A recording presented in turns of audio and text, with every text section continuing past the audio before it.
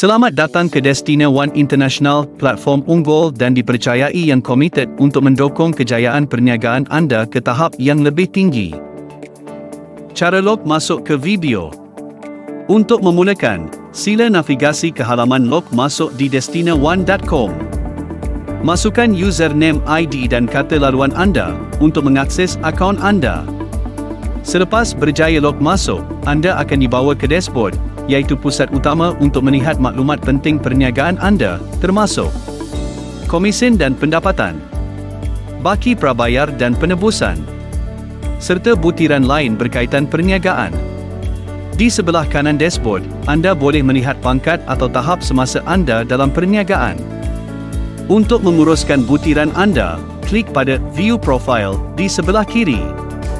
Di sini, anda boleh melihat dan mengemas kini maklumat pribadi, alamat dan maklumat bank anda.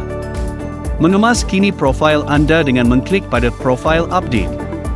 Buat perubahan yang diperlukan dan klik Update untuk menyimpan.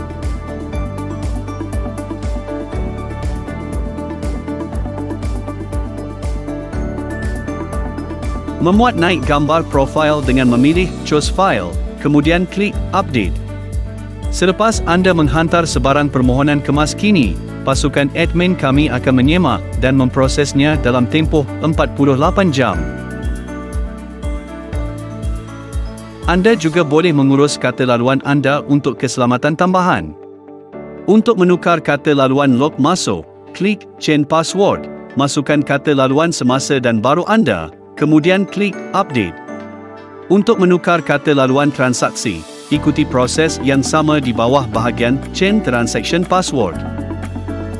Lupa kata laluan transaksi anda? Jangan risau.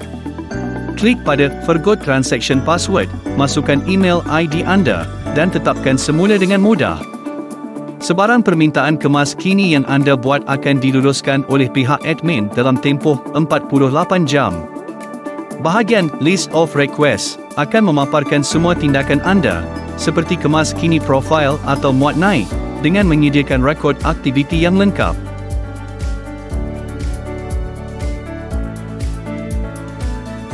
Di bahagian Service, anda akan menemui pelbagai alat pemasaran dan latihan yang boleh dimuat turun untuk menyokong pertumbuhan perniagaan anda.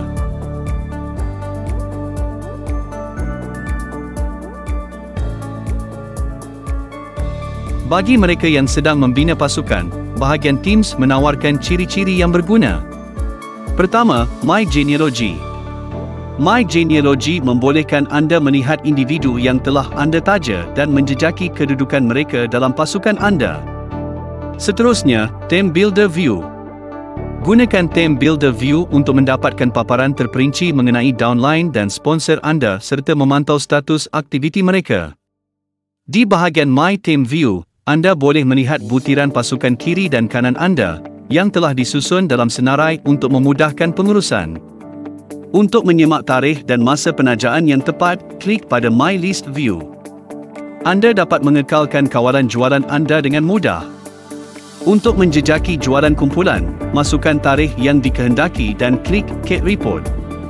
Untuk menjejaki downline yang tidak aktif, gunakan Downline Non-Maintenance untuk menjana laporan. Ingin menyemak pesanan terdahulu? Klik pada Order Report atau pergi ke Order Acknowledge untuk melihat butiran pesanan yang dibuat oleh downline atau stokis anda.